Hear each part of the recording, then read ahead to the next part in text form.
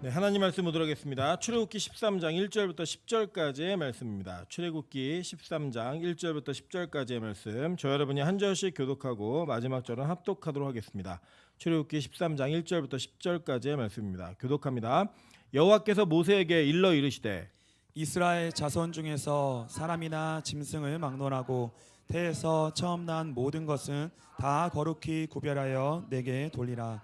이는 내 것이니라 하시니라. 모세가 백성에게 이르되 너희는 애굽 곧 종되었던 집에서 나온 그날을 기념하여 유교병을 먹지 말라.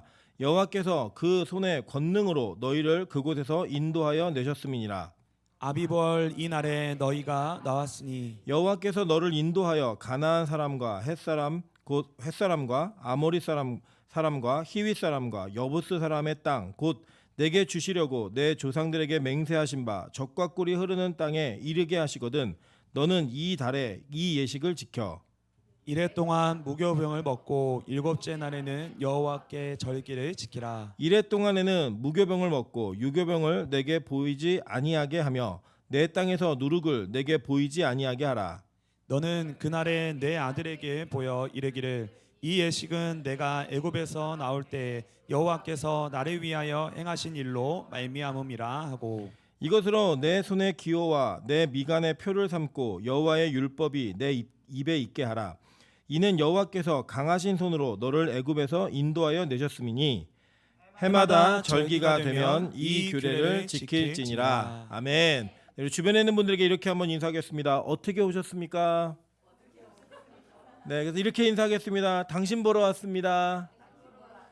네, 우리 명절에 어떻게 오셨는지 모르지만 우리가 그 근원 속에는 서로의 성도의 얼굴을 보고 기쁨을 나누기에 왔음을 다시 한번 고백하시면서 또 성도의 기쁨과 교제가 있는 주일 되시기를 주님의 이름으로 축원합니다. 네, 오늘은 출애굽기 13장 1절부터 10절까지의 말씀을 가지고 무교절의 의미라는 제목으로 하나님 말씀 증거하도록 하겠습니다. 사실 이 출애굽기에 절기를 설교할 때 여러분이 아시는 바처럼 이상한 배치를 하고 있는 걸 보게 됩니다. 이전에도 유월절과 무교절에 대해서 분명히 출애굽기 12장에 말씀을 하고 있거든요.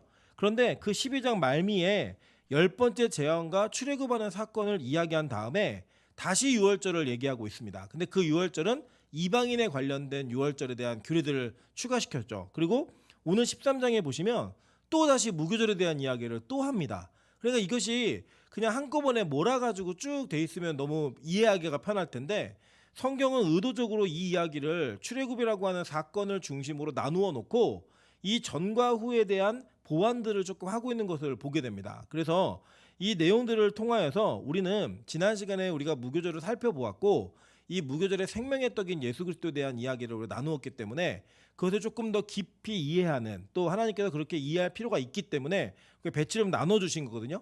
그 나눠주신 그 사건을 통하여서 우리가 이 무교절이 가지고 있는 의미가 무엇인지를 다시 한번 살펴보고 그 안에서 예수 그리스도의 비밀의 은혜를 발견하는 저 여러분 되시기를 주님의 이름으로 축원합니다. 자, 먼저 이 13장 1절 2절은 사실은 무교절에 관련된 이야기가 아니라 초태생을 나에게 드려라 라고 하는 첫 번째 것을 요구하시는 모습을 이야기하고 있는 내용입니다. 먼저 그것도 좀 다뤄보도록 할게요. 성경은 우리 안에 이 첫 번째 것을 굉장히 하나님께서 요구하신다는 내용을 합니다. 근데 창세기를 보면 또 그렇지만은 않은 것 같아요. 지난번에도 우리가 장남사랑이라는 제목에서 살펴보았듯이 하나님께서는 의도적으로 첫 번째 것, 즉 이 땅에서 가능성 있는 자들을 배제하시고 하나님께서 은혜로 말미암아 가능성 없는 자들을 세우심으로 하나님의 은혜가 어떻게 임하게 되는지 구원의 역사가 누구의 주도권과 누구의 공로로 이루어지는지를 설명한다고 말씀을 드렸어요. 그런 차원에서 오늘도 동일하게 하나님은 모세에게 이스라엘 백성들의 처음 난 것을 다 요구하시는데 히브리어 원어를 보시면 이 처음 난 모든 건 다 수컷입니다. 그러니까 암컷이 아니고 다 수컷이에요. 근데 왜 그렇게 요구하셨고 왜 이것을 말씀하고 있는지를 우리 내용을 조금 더 살펴보면서 찾아보도록 하겠습니다. 먼저 이 첫 번째 태에서 처음 난 모든 것 이거는 히브리어로 베코르라는 단어인데 장남, 만물, 첫 번째 거 뭐 이런 거예요. 이런 뜻이에요. 자, 그런데 창세기 49장 3절에 동일한 단어가 쓰입니다. 르우벤아 너는 내 장자요 내 능력이요 내 기력의 시작이라 위풍이 월등하고 권능이 탁월하다마는 이렇게 얘기해요. 그러니까 이제 야곱이 12아들을 축복할 때 첫 번째 르우벤을 축복하잖아요. 그 축복에서 나왔던 단어 이 베코르라는 단어가 장자란 뜻이에요. 그냥 말 그대로 첫 번째 난 아들, 상속받는 나이 많은 제일 많은 사람, 이런 의미가 있는 거예요. 그래서 이 장자라고 하는 의미는 여러분이 아시는 바처럼 그냥 집안의 장남 이렇게 이해하시면 되는 단어입니다. 자, 그런데 출애굽기 11장에 이게 동일하게 쓰이고 있어요. 어떻게 쓰이고 있냐면 출애굽기 11장 5절입니다. 애굽 땅에 있는 모든 처음 난 것은, 이게 백거르예요. 똑같이 쓰였어요. 처음 난 것은 왕위에 앉아 있는 바로의 장자로부터 맷돌 뒤에 있는 몸종의 장자와 모든 가축의 처음 난 것까지 죽으리니라고 얘기합니다. 그러니까 이 장자라고 하는 이 세상의 장자들, 자랑할 만한 모든 가능성이 있는 것들을 하나님은 10번째 재앙 때 싸그리 멸절시켜 버리셨어요. 근데 그 멸절 가운데에서 하나님이 이스라엘 백성들을 중심으로 한 특별한 은총을 내린 자들에게 그 죽음을 넘어설 수 있는 은혜를 주셨어요. 그게 뭐였죠? 유월절이었습니다. 그죠? 그 유월절을 기념하여서 하나님께서는 처음 난 모든 것들이 다 누구 거예요? 내 거라고 하는 소유권을 선포하셨고, 이 소유권 속에 살아남은 모든 장자들은 하나님의 백성이고 하나님의 택함을 받은 자임을 고백할 수 있는 그런 특권과 의무가 주어졌다라는 거예요. 근데 이것이 어디부터 등장하고 있고 어디서부터 하나님께서 요구하고 계신가, 이 내용들 좀 보도록 할게요. 창세기 4장 4절입니다. 아벨은 자기도 양의 첫 새끼, 히브리어로는 이거 베코라라고 하는 단어인데, 이 단어가 베코르라고 하는 단어하고 같은 어원을 갖고 있는 단어예요. 동일한 어원을 갖고 있는데 이 뜻이 뭐냐면 장자권, 상속권, 맞이의 권리, 이런 거예요. 이거와 그 기름으로 드렸더니 여호와께서 아벨과 그의 제물은 받으셨으나라고 얘기해요. 자, 그러니까 이미 이 출애굽 사건이 있기 전부터도 하나님께서 받으시는 예배가 있고 안 받는 예배가 있었는데, 받으시는 예배에 믿음으로 드리는 그 예배가 어떤 예배였는지를 보는 거예요. 자, 먼저 오해하지 않으셔야 될 것은 아벨의 제물과 가인의 제물이 달랐기 때문에 하나님이 누구의 것은 받고 받지 않으신 게 아니에요. 잘 보시면 히브리서에서는 이 차이가 무슨 차이라고 얘기하냐면 믿음으로 예배를 드린 자와 믿음으로 드리지 않은 자의 예배라고 정확하게 구분짓고 있습니다. 즉 믿음으로 드리는 예배이기 때문에 받으셨던 것이고, 믿음으로 드리지 않은 예배였기 때문에 거절하신 거예요, 가인의 예배를. 그래서 이거는 재물의 차이가 아닌데, 믿음이 있는 자가 온전하게 예배 드릴 때 어떻게 예배 드리는가예요. 이 문제는 그러니까 좀 다른 문제죠, 여러분. 그러니까 믿음이 없는데 재물을 첫 번째 걸로 드린다고 받으시는 게 아니고, 믿음이 있는 예배를 받으시는데 믿음이 있는 자들은 어떻게 예배를 드리는가라고요. 그 차원에서 이 내용을 살펴보면 아벨은 자기도 양의 첫 새끼를 드렸다라고 얘기해요. 근데 이 첫 번째가 뭐냐면 베코라라는 뜻인데, 이게 장자권, 상속권, 맞이의 권리, 이런 거예요. 그러니까 자기가 갖고 있는 모든 권한과 권리를 다 드리는 그 행위가 어떤 예배였냐면 믿음의 예배였다는 거예요. 그리고 하나님은 그 예배를 받으신 거예요. 즉 하나님께서는 이 첫 번째 것을 이 시대에만 요구하신 거 아니라 이미 창세기에 예배라고 하는 단어가 처음 나오는, 제사라고 하는 단어가 처음 나올 때부터 하나님은 첫 번째, 즉 장자를 드림으로 말미암아 받으시는 예배를 이미 우리에게 계시하고 계셨다는 겁니다. 즉 이 장자라고 하는 것은 어떤 의미가 있는가? 이것은요, 우리가 가지고 있는 소유권을 이야기하는 거예요. 여러분, 이제 이런 겁니다. 이스라엘은 아주 특별한 그 유산 상속 제도를 가지고 있었는데, 그게 어떤 제도냐면 아들이 10명이 있으면요, 아버지가 죽으면 그 재산을 11등분을 합니다. 그래서 장자에게 2등분을 줘요.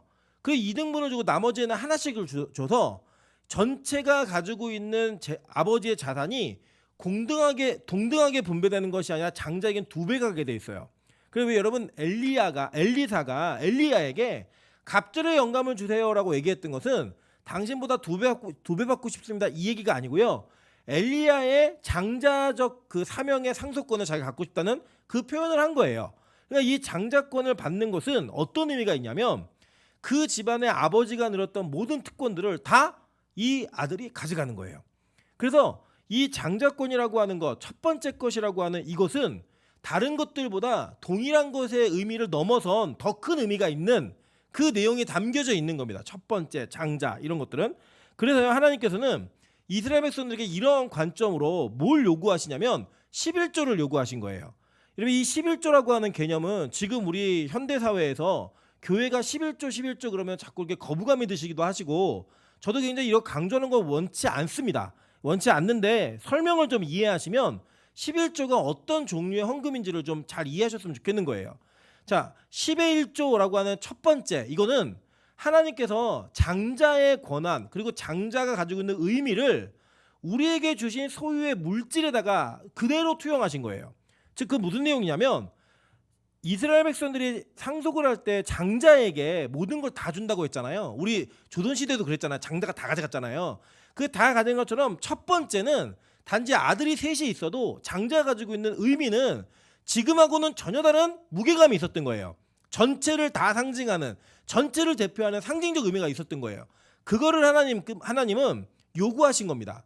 즉 그렇게 요구되어진 11조의 개념은 무슨 개념이 들어가는 거냐면 내가 하나님 앞에 드림으로 말미암아, 이것을 드림으로 말미암아 하나님께서 주시는 전체 모든 소유가 다 하나님의 것입니다 라고 하는 것을 고백하게 만드는, 그것을 인정하게 만드는 의미가 있었던 거예요.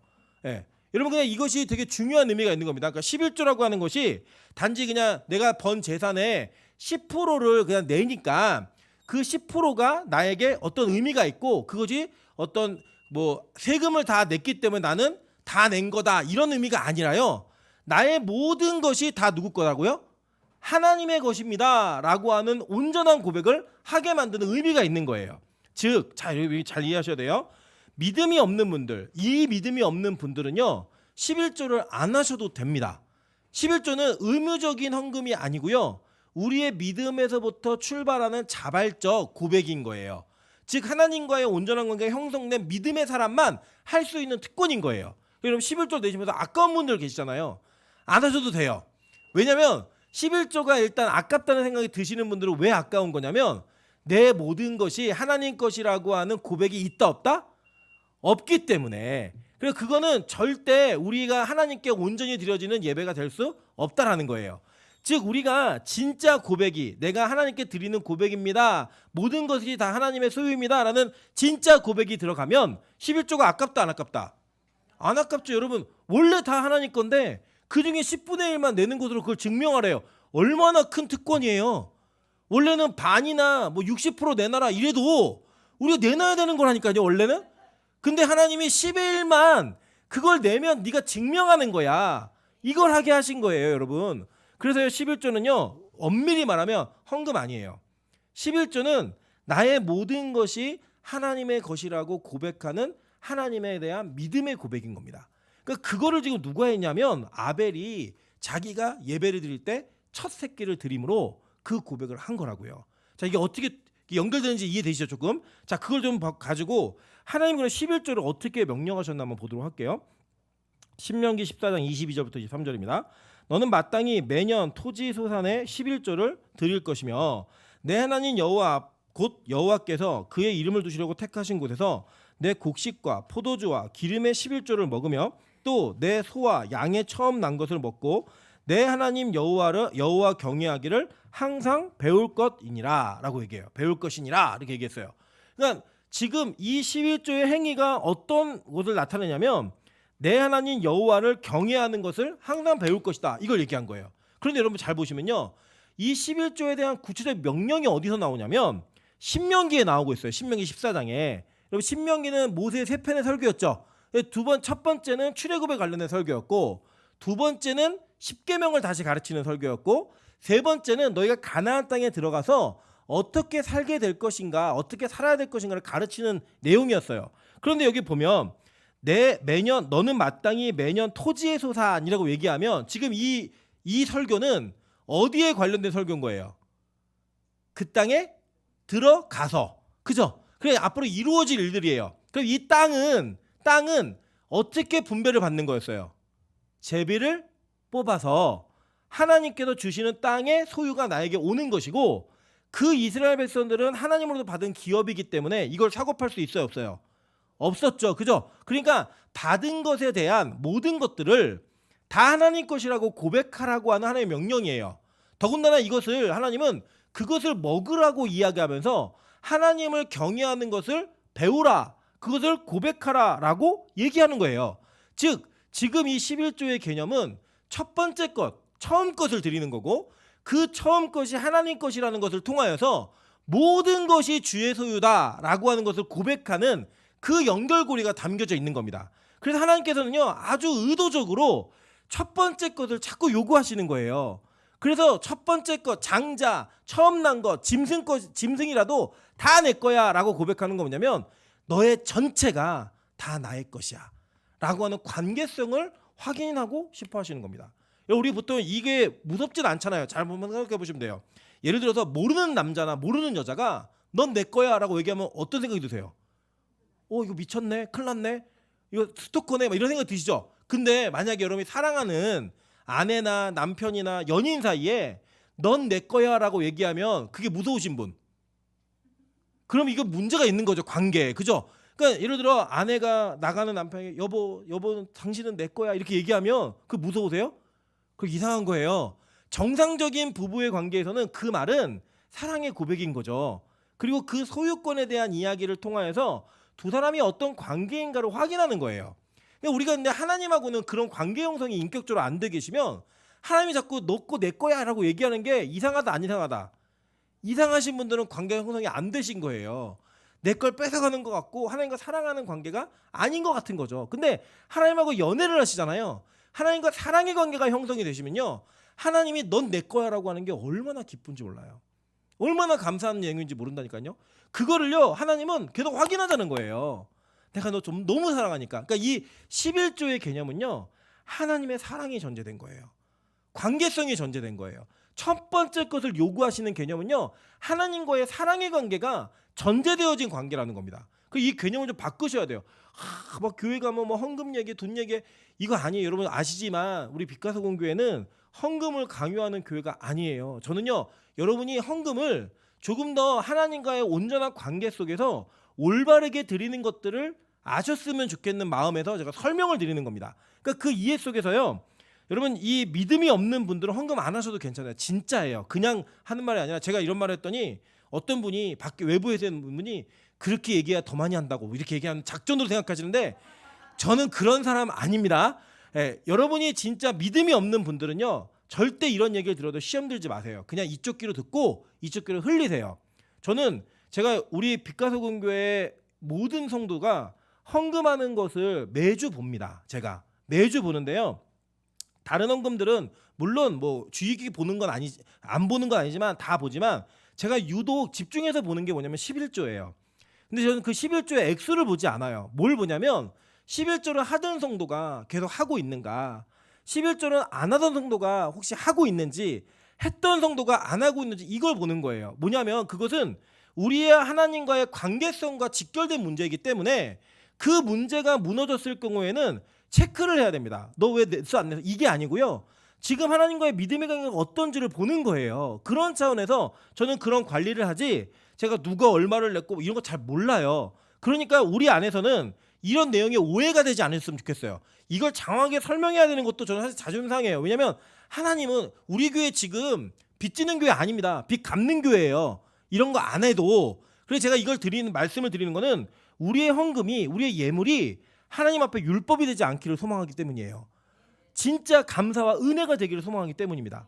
그래서 하나님은요 우리에게 의도적으로 첫 번째 것을 요구하셨어요. 창세기 14장에 가장 먼저 11조라는 단어가 나와요. 너희 대적을 내 손에 붙이신 지극히 높으신 하나님을 찬송할지어다 하매 아브라함이 그 얻은 것에서 10분의 1을 멜기세덱에게 주었더라. 히브리어로는 이 10분의 1이 마세르라는 단어인데 11조 10분의 1 10번째 중 하나 뭐 이런 걸 얘기해요. 첫 번째 이런 걸 얘기하는데 첫 번째 11조를 우리 보통 한국교회에서는 11조를 어떤 식으로 많이 가르쳤냐면 이렇게 가르치셨어요. 11조 하면 복 받는다. 11조 하면 복 받으니까 복을 받을 사람들은 11조 해라. 이렇게 말씀하셨어요. 이게 다 틀린 건 아니지만 11조가 성경에 처음 등장했던 개념하고는 큰 차이가 있어요. 여러분 잘 보시면요. 이게 첫 번째 등장한 11조인데 아브라함이 뭐에서 11조를 드렸죠? 얻은 것에서 11조를 드렸어요. 이 전 장면이 뭐냐면 아브라함이 그돌라오멜을 대표로 한 북방의 4개 왕국을 자기가 기르고 연습한 318명과 전쟁에서 이겨요. 말도 안 되는 승리를 거둔다고요. 어마어마한 전리품을 가지고 들어옵니다. 가지고 들어올 때 복받은 자에게 11조를 요구하신 거예요. 이해되시죠? 그러니까 11조는 복받으려고 내는 게 아니라 복받은 자가 복 받았음을, 하나님으로부터 복을 받았음을 선언하는 행위인 거예요. 그러니까 여러분 예를 들어서 내가 지금 11조를 20만 원밖에 할 형편이 안 되는데 100만 원을 하면 하나님이 100만 원 11조만큼 돈을 벌게 하신다, 이런 간증 많이 들어보셨죠? 하지 마세요. 그거 그런 식으로 투자해가지고 거둘 수 있다 그러면 그냥 집 팔아서 하세요. 그럼 다 올 거니까. 그런 하나님 아니에요. 하나님은요 그냥 너에게 복을 준 것을 그 복의 내용대로 고백하라는 거예요. 하나님으로 왔다라는 걸. 그게 첫 번째 11조의 출발이고 정신입니다. 그렇게 우리에게 11조가 주어진 거예요. 즉 우리가 지금 한번 생각해 보실게요. 같이 살고 있는데 여러분 아파트 사시면 그 동에서 예수 믿는 여러분의 집만 장자가 안 죽었고 나머지 모든 호가 장자가 다 죽은 거예요. 그리고 여러분 어떤 마음이 드시겠어요? 막 다 장내치고 곡소리가 나고 있어요. 여러분 그 가운데에서 어떤 생각이 드시겠어요? 와 진짜 다행이다. 진짜 우리는 위기를 넘겼고 복 받았네, 이 생각 안 드시겠어요? 그죠? 그 복 받았다라는 고백을 하나님은 장자 다 내 거야 라고 얘기할 때 아멘으로 화답해, 이거예요. 다른 게 아니고 내가 너 11조 되면 살려줄게, 첫 번째 거 드리면 살려줄게, 이게 아니라 살려줬으니 그 고백을 해라, 이거를 얘기하시는 거예요. 그래서 11조나 첫 번째 것을 드리는, 장자를 드리는 이 모든 행위는 하나님께서 우리에게 무언가를 분명히 예표하신 건데 어떤 예표냐면요, 이 첫 번째 장자가 드려짐으로 말미암아 다 산 거예요, 모두가. 그래서 이것이 구약에는 어떻게 나타나냐면 민수기 3장에 보시면 레위 지파를 다 뽑아내요. 왜 뽑아냈죠? 이스라엘의 모든 장자를 대신하여 뽑아낸 거예요. 그러면 이 레위 지파는 다 누구예요? 각 집안의 장자들인 거예요. 그러니까 이 장자가 드려짐으로 말미암아 모든 이가 다 살게 된 거예요. 그죠? 그러니까 이게 예수 그리스도에게 그대로 드러납니다. 한번 볼게요. 로마서 8장 29절입니다.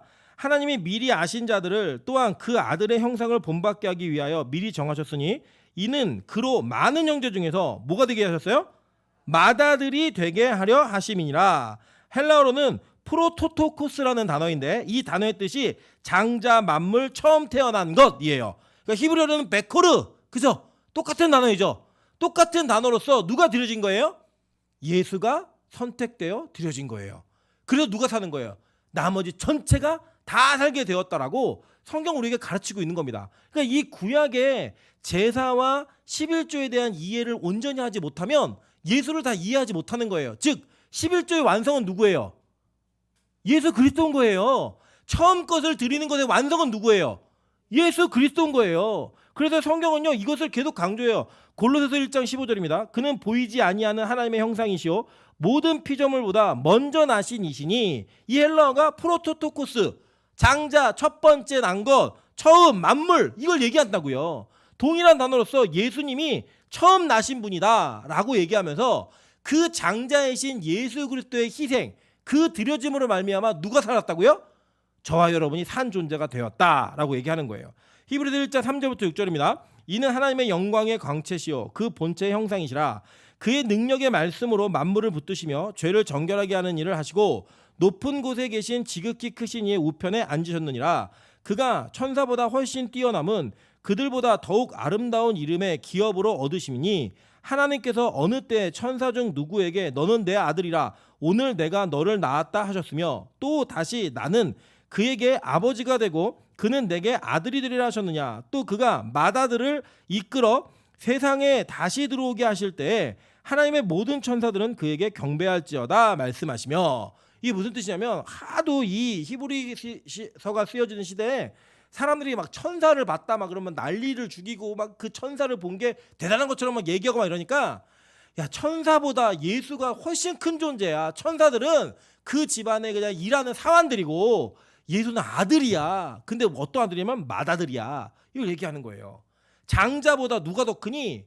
큰 사람 없어. 하나님이 마지막에 이 세상에 다시 이 맏아들을 들어오게 하실 때에 그때 천사들이 다 그를 경배할 거야. 그런 관계니까 너네들 제대로 믿어. 이걸 얘기하는 겁니다.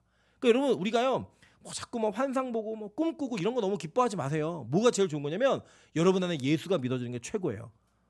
그거보다 더 큰 건 없는 거예요. 그 저는 빛과소금 교회가 그런 체험이 있는 교회였으면 좋겠지만 그 체험이 주된 교회가 되지 않기를 소망합니다. 왜냐면요, 이런 어떤 뭘 보고 듣고 이런 거는요, 자꾸 그걸 요구해요, 자극적으로. 예를 들어 어느 날 하나님이 뭐 이름만 불러주신 거예요. 막 용성이가 기도를 열심히 하는데 용성아 이렇게 불러주신 거예요. 그럼 너무 감격 있고 은혜가 있는데 그 다음에도 용성아 또 그러고 계속 용성아 이렇게 부르시면 하나님 이제 다른 것도 좀 얘기하시라고. 맨날 이름만 부르고 끝나냐고. 우리 그런다니까 사람이. 그거는요, 우리 어떤 체험이나 이런 것들은요, 우리가 예수 그리스도를 온전히 인정하고 믿게 하기 위한 하나님의 특별한 방법이에요. 그 계속 요구되는 게 아니라 그것은 우리를 진짜 예수 그리스도에게 집중하게 만들고 그 예수를 가장 잘 이해할 수 있는 게 뭔지 아세요? 성경이에요. 말씀이라고요.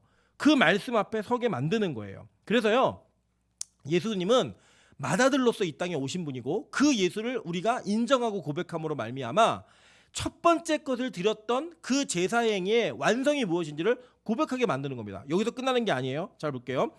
고린도전서 15장 20절부터 23절입니다. 그러나 이제 그리스도께서 죽은 자 가운데서 다시 살아나사 잠자는 자들의 첫 열매가 되셨도다. 이 첫 열매라고 하는 게 첫 번째 것이었죠. 그죠? 이 첫 열매가 헬라어로는 아팔케라는 뜻인데 만물, 그다음에 첫 열매를 바치다. 그 동급 중에 제일 좋은 것, 동급 최강, 이런 의미가 있어요. 이 아팔케라는 단어가. 즉 이 예수 그리스도가 잠자는 자 가운데서 첫 열매가 되었다는 건 무슨 개념이에요?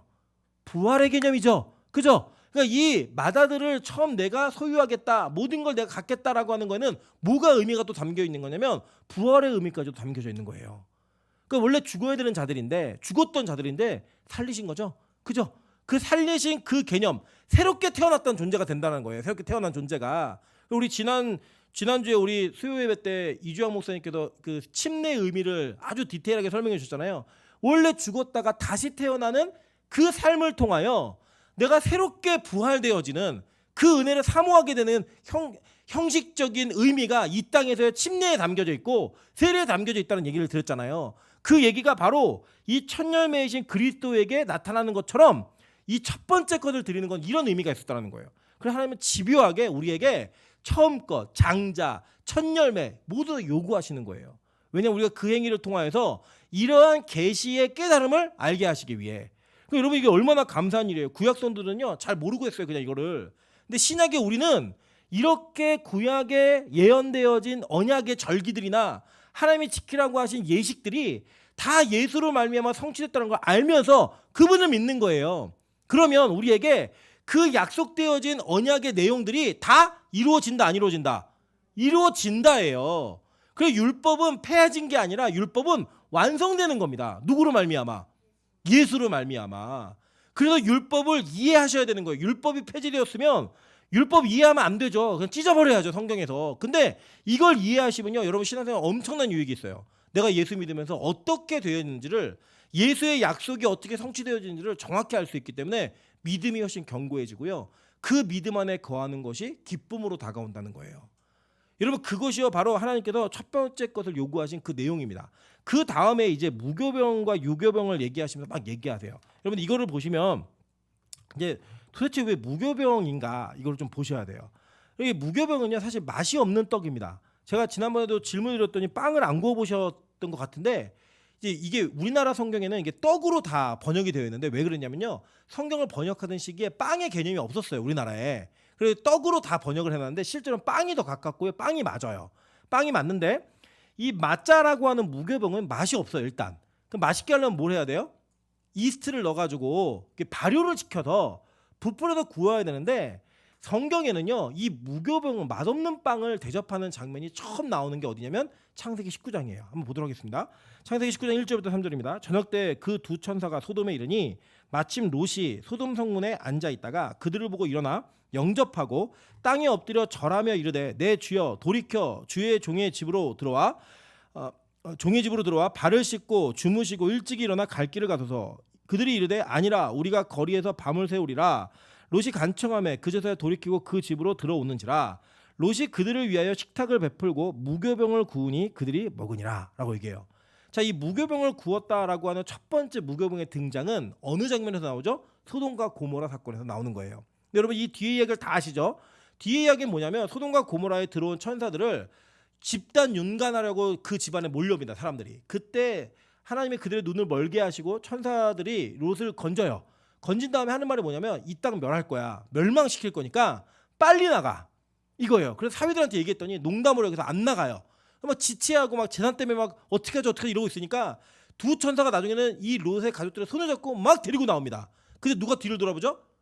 롯의 아내가 뒤로 돌아보다 소금 기둥이 되고 나머지는 다 나왔어요. 왜 그렇게 나왔냐면 긴박성 때문이에요. 무슨 긴박성이요? 심판의 긴박성. 즉 무교병을 처음 먹었던 그 사건은 하나님의 심판의 긴박성을 우리에게 계시하고 알려주는 힌트의 상징물인 거예요. 그래서 이 출애굽을 할 때 하나님의 백성들에게 하나님은 무교병을 구워서 먹으라고 얘기하시면서 출애굽의 긴박성을 얘기하시는 겁니다. 그 뭐 출애굽할 때 그렇게 안 나오면 죽었냐? 사실 그런 건 아니지만 하나님은 이 출애굽 자체가 얼마나 긴박한 구원의 사건인지를 얘기하시면서 태초부터 시작된 마지막 때를 향하고 있는 역사의 인류 역사 가운데 모든 성도가 종말을 어떻게 이해하고 받아들여야 되는가 이것을 설명해 주고 있는 거예요. 자 보세요. 출애굽기 12장 39절입니다. 그들이 애굽으로부터 가지고 나온 발교되지 못한 반죽으로 무교병을 구웠으니 이는 그들이 애굽에서 쫓겨남으로 지체할 수 없었음이며 아무 양식도 준비하지 못하였음이었더라 라고 얘기해요. 구원이 긴박하게 이루어졌죠.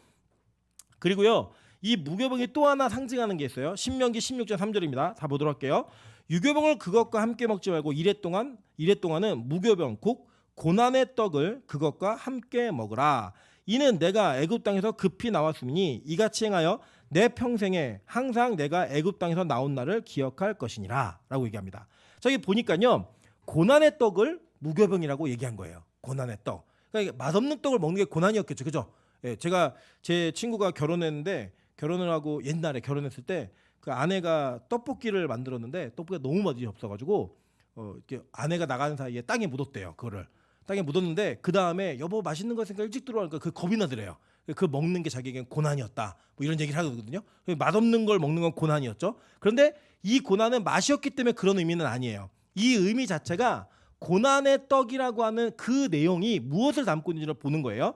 히브리어로 이 고난이라는 단어는 온이라는 단어인데 이게 고통, 가난, 비참함 이거예요.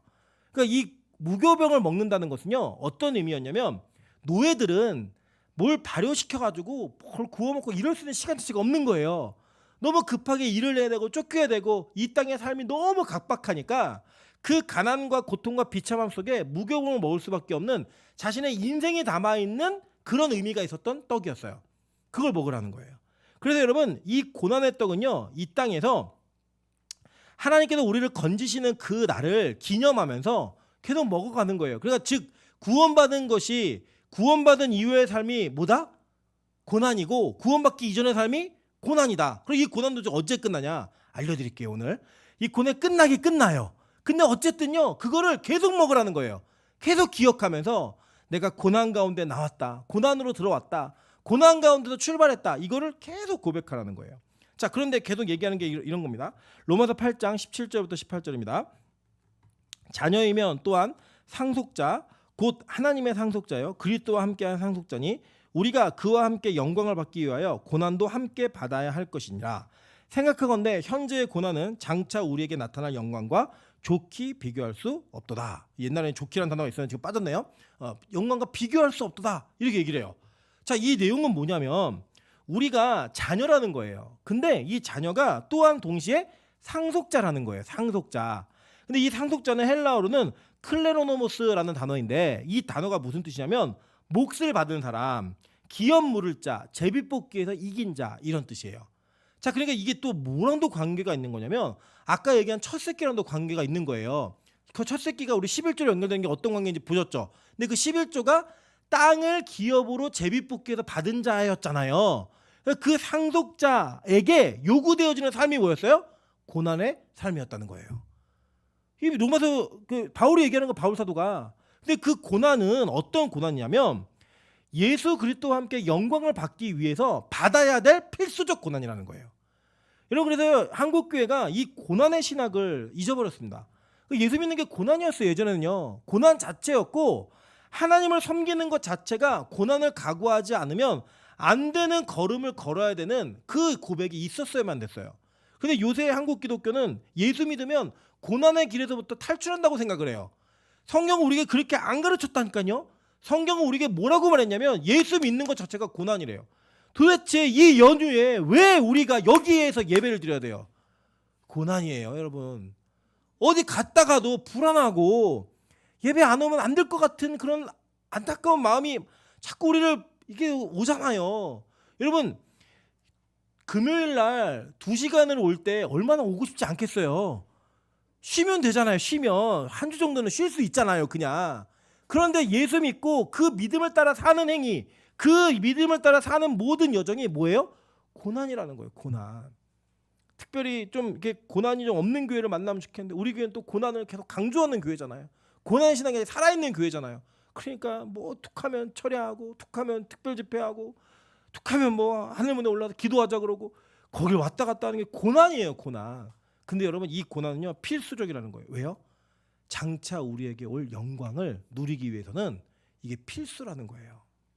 여러분, 그래서요 믿는 자들은요 이 땅에서 고난받는 걸 당연히 여기셔야 합니다. 고난이 없는 거를 이상하게 여기셔야 돼요. 아, 내가 제대로 믿고 있나? 근데 예수 믿는데 왜 인생에 고난이 이렇게 없지? 내가 예수 믿는데 왜 주변 사람들과의 충돌이 없지? 내가 진짜 잘 믿어보려고 노력하는데 왜 이 세상에서 불편함이 없지? 그 여러분에게는요 무언가 잘못된 거예요. 무언가 이게 성경 말씀을 안 받는 삶을 사는 거예요. 왠지 보세요. 빌립보서 3장 10절부터 12절입니다. 내가 그리스도와 그 부활의 권능과 그 고난에 참여함을 알고자 하여 그의 죽으심을 본받아 어떻게 해서든지 죽은 자 가운데서 부활에 이르려 하노니 라고 얘기해요. 그러니까 바울의 목적이 뭐냐면 나 어떻게든 부활해야 된다는 거예요. 나 어떻게든 구원받아야 되는데 그 구원을 받기 위해서 내가 그 부활의 권능과 그 고난에 참여함을 알고자 하여 내가 그의 죽으심을 보는데요. 그의 죽으심이 어떻게 죽으신 건데요? 십자가의 죽으심이었잖아요. 사명대로 살다가 막 죽을 듯 살도 힘든 그런 고난, 그런 걸 겪어보겠다는 거예요. 그런 걸. 여러분, 그게 바울이 왜 그렇게 했죠? 나 꼭 부활해야 돼. 나 꼭 구원받아야 돼. 이 고백이 있으니까. 그래서 바울은요 이 고난을 참여했던 거예요. 그러면서 뭐라고 했냐면 내가 이미 얻었다함도 아니요 온전히 이루었다함도 아니라 오직 내가 그리스도 예수께 잡힌 바 된 그것을 잡으려고 달려가노라. 지금도 뛴다는 거예요. 여러분, 바울도 뛰고 있는데 우리는 지금 어떻게 하고 있어요? 아유, 이 정도면 열심히 믿었지. 여러분, 바울이 달렸다니까요. 계속. 난 아직도 모자라. 난 계속 달려야 돼. 그 고난을 향해 계속 뛰어가야 돼. 이 고백을 하고 있는데 지금 우리는 어때요? 아, 내가 뭐 권사생활 20년 했으면 다 했지. 예, 제가 아까도 그랬어요. 하나님이 혹시 저에게 개척을 시킨다 그러면 저는 교회 이름을 갖고 나갈 거라고. 이유가 뭐냐면 바뀌면 또 처음부터 1년 다시 시작이니까 은퇴해야 되는데 은퇴가 다시 처음부터 1일 시작이니까 안 된다고. 이게 우리 인간이에요, 인간. 하나님께 사용받는 고난이 두렵고 고난이 힘들고 어떻게든 벗어나고 싶은 우리의 모습. 근데 바울이요 천국을 알았잖아요. 경험했잖아요. 근데 그 바울은 진짜 그걸 보고 나니까 이게 너무너무 좋은 거예요. 그러니까 이것을 위해서라면 내가 어떤 고난도 다 감내해내겠다는 거예요. 여러분, 왜 성형 중독이 왜 걸리죠? 사람들이 성형을 할 때 얼마나 아픈지 아세요? 제 동생이 이 악관절이 돌아가가지고 이게 도통도 너무 심하게 오고 얼굴 변형이 와가지고 미용이 아니라 치료로 이게 양악을 수술을 했어요. 했는데 이걸 묶고서 이제 몇 달 동안 주스로 막 빨아먹고 막 이런 거를 살면서 저희 동생이 마취가 풀리면서 제일 먼저 했던 말은 모든 영광 하나님께였고 자기 정신이 돌아와서 제일 했던 첫 번째 했던 말이 뭐냐면 예뻐지려고 이거 하는 사람들 미친 사람들이라고 그랬어요. 너무 아프니까 고통이 너무 심하니까. 근데 그걸 왜 해야 해요 여자들이? 그거 하고 나면 예뻐지는 거예요. 본 거예요. 나랑 같이 오징어 같았는데 그거 하고 났더니 너무 예뻐지는 거 본 거예요. 야, 현재의 고난은 장차올 영광과 비교할 수 없구나. 그러면 참는 거예요. 그거를. 이 땅에서 그 고난을 참아요. 어떤 애는 이거 예뻐지려고 하는 애는 미친 애들이라고 이렇게 고백을 하는데 그걸 참아내요. 왜요? 이거 끝나고 나면 남자들이 줄을 설 거야. 이거 끝나고 나면 나는 시집갈 수 있어. 이거 끝나고 나면 나는 이 땅에서 존중받는 사람이 될 거야. 이거 하나로 참는다고요. 이 세상도요. 그런데 여러분, 천국이 그거보다 못하세요? 만약에 천국이 더 못하다면 우리 이거 못 참죠. 근데요, 바울은 그걸 본 거예요. 양악수술보다 더 고난받는 인생을 살면서도 그것보다 더 귀한 천국이 있다는 걸 알았기 때문에 그는 그의 고백과 그의 삶 속에 그 어떤 것도 포기하지 않고 고난 가운데 걸어 들어갈 수 있는 믿음이, 참 믿음이 있었던 거예요. 여러분, 저는 우리 빛가서 공교회 모든 장년부와 청년들에게, 모든 어린아이들에게 이 소망이 있기를 간절히 소망합니다. 여러분 저는요 이거는 그래서요 고난 먼저 가르치면 안 된다고 생각해요. 고난 먼저 가르치는 게 아니라 뭘 먼저 가르쳐야 되냐면 천국을 먼저 가르쳐야 돼요. 그걸 봐야지만 고난을 감내해낼 수 있거든요. 천국을 봐야지만 그 고난을 참아낼 수 있는 믿음이 우리 안에 더욱더 강화될 수 있는 거예요. 한번 여러분 생각해 보세요. 여러분이 성형외과 갔는데 누구예요? 김태희 사진을 보여주면서 당신 이 고난을 참으면 이렇게 될 수 있다고. 그걸 보면 참겠어요? 안 참겠어요? 참는 거죠. 근데 그 사진을 못 보면요. 못 참아요. 내가 어떻게 될 줄 알고요. 100%만 확실하다면 참는 거예요. 그런데 여러분 우리 인생에요.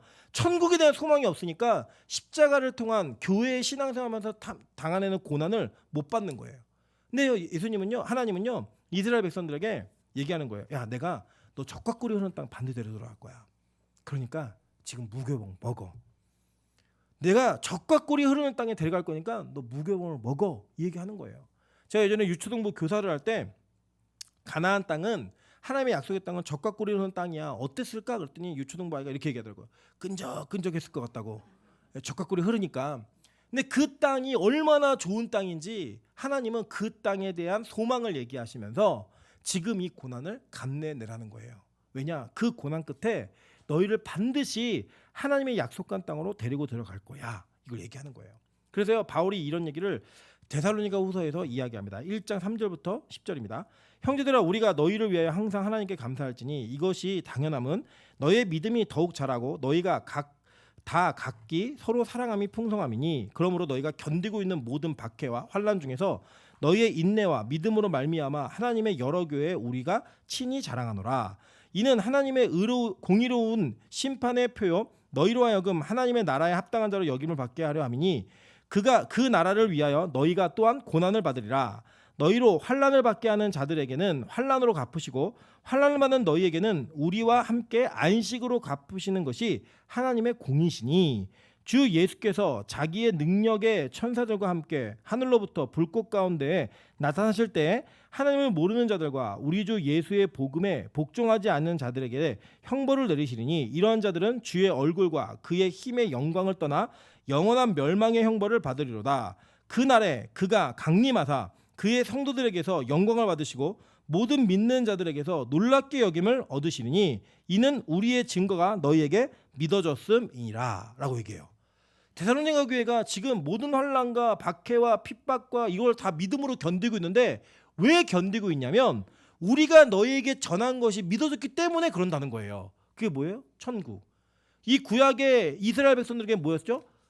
가나안 땅, 젖과 꿀이 흐르는 땅.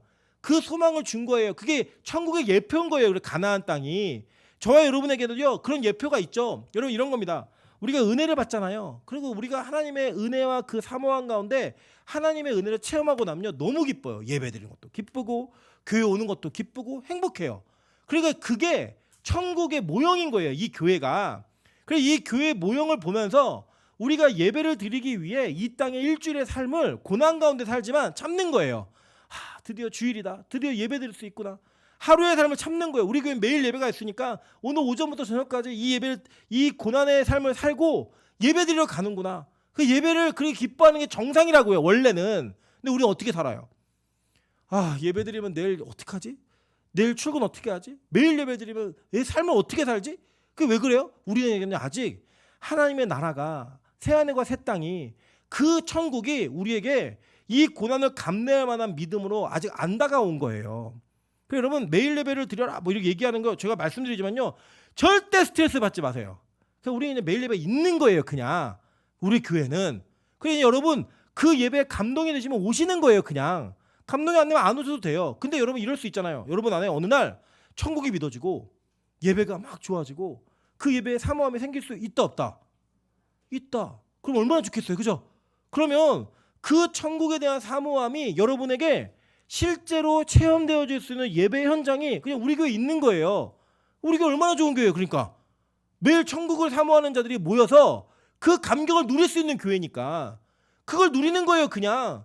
그래서 예배 드리는 거지 뭐 장로니까 권사니까 집사니까 매일 절대 그런 거 없습니다. 앞으로도 없어요. 우리는 절대로 이렇게 율법적으로 예배를 지켜가지 않을 거예요. 은혜로 지켜갈 거예요. 저도 이제 드리다가 제 은혜가 사라지고 천국이 안 믿어지면 이주영 목사 네가 해 그래 안 올 거예요. 저도. 네.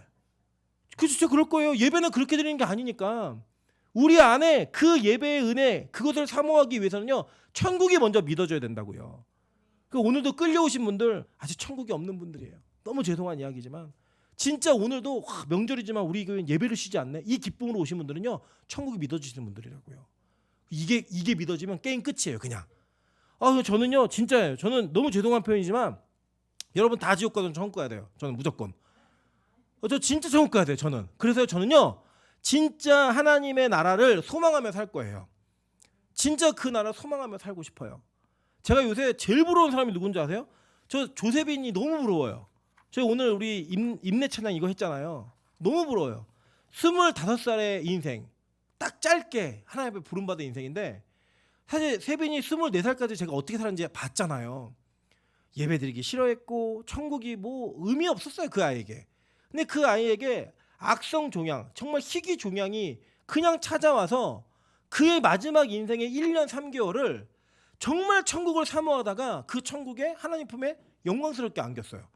저는요 그게 너무 부러워요. 이 찬양이 우리 세빈이한테 유작이거든요. 유작인데 그 마지막 구절을 보면 내 영원한 소망 대신 주만 바라보리라. 내 영원한 소망 대신 주만 바라. 딴 거 아무것도 없다는 거예요. 나 광야인데 나 정말 힘든데 낙심했는데 아무것도 없다는 거예요. 그거 하나 딱 붙드는 거예요. 그거 하나. 근데 요즘 우리는 아직 주님 말고 붙들 게 많잖아요. 내 직장, 직업, 자산, 아들, 딸, 남편, 아내, 부모 그거 붙들고 있잖아요. 여전히. 그거 붙들고 있고 그게 소망이라고 생각하고 아파트가 소망이고 자동차가 소망이고 그 소망인 것들이 우리 안에 너무 많다 보니 진짜 봐야 될 예수가 보이지 않는 거예요. 그러니까요 하나님은요 우리를 아무것도 볼 수 없는 광야에다가 밀어 넣어놓고 고난의 떡 먹이시는 거예요. 고난의 떡. 너 고난의 가운데 있어야 돼. 그래야 그 고난 속에서 유일한 소망 대신 예수만 볼 수 있으니까. 무교절은 그런 의미인 거예요. 그래서 지금도요 이스라엘 유대인들은 이 무교절을 지금도 지켜요. 어떻게 지키냐면 집안에 있는 곰팡이조차 다 없어요. 그러니까 이 유대인들은 김치를 담가 먹을 수 있다 없다 없어요. 이들은 겉절이만 먹어야 돼요. 이분들은 발효되면 안 되니까 집에 남겨두면 안 돼요. 그 곰팡이 자체를. 그래서요 이들은 그것을 행위로 그렇게 지키고 있지만 의미로 아셔야 되는 거예요. 의미로. 이 누룩과 곰팡이 이게 뭔가 그 내용들을 좀 더 보도록 할게요. 여기 보시면요 그 누룩을 제거하라라고 성경에서 말했거든요. 눈에 보이는데 다 누룩 제거하라고 얘기했어요. 네 땅에서 누룩이 보이지 않게 하라 이렇게 말씀하셨는데 누룩이 무슨 의미냐면 누룩은 히브리어로 하메츠라는 단어인데 게으름과 교만을 상징해요. 이 교만은 이렇게 그 부풀어 오르는 이런 이렇게 자기보다 더 부풀어 오르는 거잖아요. 빵을 곰팡이 그러니까 이스트 발효를 넣어가지고 이게 구우면 이게 막 이렇게 크게 부풀어 오르잖아요. 그 부풀어 오는 것이 이 교만을 상징했고 이거는 발효를 되려면 시간이 필요해요. 그죠? 그러니까 이제 시간이 필요하니까 느긋하게 기다리니까 이게 게으름을 상징했어요. 반면에 이게 무교병 맞자는 뭘 상징했냐면 부지런함, 순전함, 진실 이걸 상징했기 때문에 이 성막 안에 들였던 떡상, 성전에서 떡상에 있는 그 떡들도 다 맞자였어요. 무교병. 이게 곰팡이를 넣지 않은 발효를 넣지 않은. 그래서 이 누룩을 제거하라고 말씀하시는 거에는 어떤 의미가 있는지를 한번 신학적으로 연결해서 살펴보도록 할게요. 먼저 출애굽기 12장 15절입니다. 너희는 이래 동안 무교병을 먹을지니 그 첫날에 누룩을 너희 집에서 제하라. 무릇 첫날부터 일곱째 날까지 유교병을 먹는 자는 이스라엘에서 끊어지리라. 이거 아예 이스라엘 공동체에서 내보내시겠다는 거예요. 여러분들 아시죠? 이스라엘의 구약의 공동체는 교회였죠. 광야 교회라고 불렀어요. 교회에서 잘라내겠다는 거예요. 이 누룩을 먹는 자들은. 그럼 도대체 뭐냐 이게 정체가. 마태복음 16장 11절부터 12절입니다. 어찌 내 말하는 것이 떡의 관함이 아닌 줄을 깨닫지 못하느냐. 오직 바리새인과 사두개인들의 누룩을 주의하라 하시니 이렇게 얘기해요. 이게 무슨 장면이냐면 예수님께서 7병2여의 기적을 행하시고 돌아오시는 길에 누룩을 조심해라고 얘기했더니 날씨가 더우니까 떡에 곰팡이가 날지 않은지 그거를 걱정하는 건가? 이렇게 제자들이 오해를 한 거예요. 그래서 예수님이 그 얘기 아니야. 그 빵에 대한 얘기가 아니고 내가 지금 얘기하는 거는 바리새인들과 사두개인들의 누룩을 주의하라 얘기하신 거예요. 하시니 그제서야 제자들이 떡의 누룩이 아니요 바리새인과 사두개인들의 교훈을 삼가라고 말씀하신 줄을 깨달으니라 라고 얘기합니다. 자, 그러면 이게 바리새인들의 가르침이 누룩이라는 거예요. 근데 이 누룩의 특징이 뭐냐면요, 여러분 그 식빵을 이렇게 가지고 계시다가 첫 번째 입구에 있는 빵이 곰팡이가 나시면 가끔씩 그거를 덜어놓고 뒤에 걸 드시는 분이 계세요. 큰일 납니다. 이 빵에 곰팡이가 났다라고 하는 거는 뒤에 있는 빵도 이미 다 퍼진 거예요. 포자가 다 퍼져 있는 상태인데 앞에 있는 것만 지금 빨리 드러난 거예요. 그러니까 이제 그거 띄어내고 먹어야지 아시면 안 돼요. 먹으면 안 되는 거예요. 전체를 다 버리셔야 되는 거예요. 딱 곰팡이가 나면. 왜냐면 이 포자는 눈에 보이지 않고 한번 퍼지면 금방 옮겨 붙어요. 그리고 여러분 아시잖아요. 그 겉절이에다가 신김치 딱 넣어놓으면 금방 싹 사가갖고 바로 발효가 되죠. 똑같은 거예요. 그래서 이 누룩의 이 사두개인들과 바리새인들의 누룩은 그 교훈은 우리에게 연병처럼 번진다는 거예요. 곰팡이가 번지는데 확 번져버린다는 거예요. 근데 그게 무슨 가르침이냐 볼게요. 고린도전서 5장 6절부터 11절입니다. 너희가 자랑하는 것이 옳지 아니하도다. 적은 누룩이 온 덩어리에 퍼지는 것을 알지 못하느냐. 너희는 누룩 없는 자인데 새 덩어리가 되기 위하여 묵은 누룩을 내버리라. 우리의 유월절 양 곧 그리스도께서 희생되셨느니라. 이러므로 우리가 명절을 지키되 묵은 누룩으로도 말고 악하고 악의에 찬 누룩으로도 말고 누룩이 없이 오직 순전함과 진실함의 떡으로 하자. 이게 뭐예요? 무교병 맞자예요. 그러니까 고난의 떡이기도 했지만 그게 우리의 뭘 지켜주는 거예요? 순전함과 진실함. 네, 이걸 지켜주는 거예요. 그걸 먹으면서. 이 누룩의 교훈이 뭐였냐? 뒤에 계속 보세요. 내가 너희에게 쓴 편지에 음행하는 자들과 사귀지 말라 하였거니와 이 말은 이 세상에 음행하는 자들이나 탐하는 자들이나 속여 빼앗는 자들이나 우상 숭배하는 자들을 도무지 사귀지 말라 하는 것이 아니니 이거예요. 자, 그러면서 뭐라고 했냐? 만일 그리하려면 너희가 세상 밖으로 나가야 할 것이라 이게 얘기해요. 자, 우리가 이런 게 있죠. 내가 예수를 믿고 내가 정결하게 살아야지 이러면 예를 들어서 욕하는 사람, 뭐 술 마시는 사람, 담배 피는 사람이랑 아예 내가 상종도 안 해야겠다.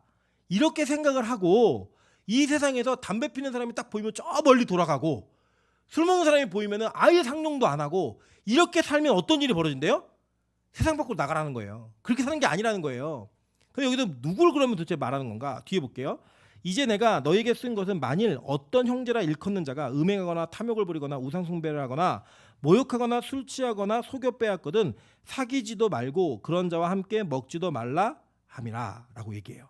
자, 이게 뭐냐면 교회 안에서 이러한 범죄 행위를 지속하고 있는 자들과 사귀지 말라는 거예요. 예수를 알고 믿고 있는데 예수를 믿는다고 고백하고 교회 공동체 안에 있는데 이 죄악을 계속하고 있는 자들, 그게 괜찮다고 말하는 사람들, 이게 뭐예요? 누룩이라는 거예요. 그게 누가 그랬어요? 사두개인들과 바리새인들이 그렇게 했다는 거예요. 그리고 이 누룩과 그들이 가지고 있는 그 가르침은 뭐였냐면 바로 율법주의예요. 어떤 행위, 자기의 노력과 열심으로 무언가 하면 그것이 구원의 증표가 되고 그것이 구원의 확증이 된다라고 얘기하는 그 가르침이 누룩이라는 거예요. 그거 먹지 말라는 거예요. 그래서 볼게요. 갈라디아서 5장 6절부터 10절입니다. 그리스도 예수 안에서는 할례나 무할례나 효력이 없으되 사랑으로서 역사하는 믿음뿐이라. 너희가 다름질을 잘하더니 누가 너희를 막아 진리를 순종하지 못하게 하더냐. 그 권면은 너희를 부르신 이에게서 난 것이 아니니라. 적은 누룩이 온 덩이에 퍼지느니라. 나는 너희가 아무 다른 마음을 품지 아니할 줄을 주 안에서 확신하노라. 그러나 너희를 요동케 하는 자는 누구든지 심판을 받으리라 라고 얘기해요. 자, 이게 뭐냐면 우리가 이 누룩 같은 가르침이 딱 들어오면요 번진다는 거예요. 쉽게. 그 번지는 것을 통하여서 다 그냥 순전한 떡이 아니라 악의 떡이 된다는 거예요. 악의 떡이. 근데 이게 뭐냐면 이런 거예요. 예를 들어서 이런 겁니다. 우리 안에 뭐 제일 예배를 지금까지 한 번도 빠지지 않고 다 드리는 분 많이 있겠지만 그래서 와서 봉사하는 민정입사가 제일 예배를 그래도 안 빠진 것 같아요. 코로나 외에는 정말 열심히 드리는 것 같아요. 그래서 우리가 교회에서 예배 드릴 때마다 매일 모든 예배를 다 드리고 있는 민정입사를 칭찬하고 막 세워주고 그러면서 막 내년에 권사 준 거예요. 그냥 우리 여자 장로도 주자, 장로도 막 주고 막 주는 거예요. 그럼요, 인간은 어떤 존재냐면요, 누군가 어떤 행위를 통해 그것을 성취해내잖아요. 그럼 따라가는 거예요. 그래서 나도 그렇게 돼야지. 내가 여자 장로가 되고 싶으면 하는 거예요. 그걸 열심히. 그걸 함으로써 그 행위를 수반하는 것들을 계속 따라가고 계속 쫓아가면서 교회가 그런 분위기가 되는 거예요. 이게 뭐예요? 누룩이 들어온 거예요. 행위가 아니고 은혜인데 행위가 마치 그것을 증명하는 것처럼 만드는 것들. 그래서 바울이 뭐라고 얘기하는 거냐면, 야, 구원은 할례나 무할례나 이런 걸로 받는 게 아니야. 구원은 사랑으로서 역사하는 믿음 때문에 받는 거야.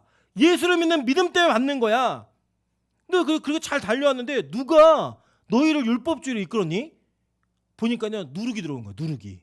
사두개인들과 바리새인들의 가르침이 들어온 거예요.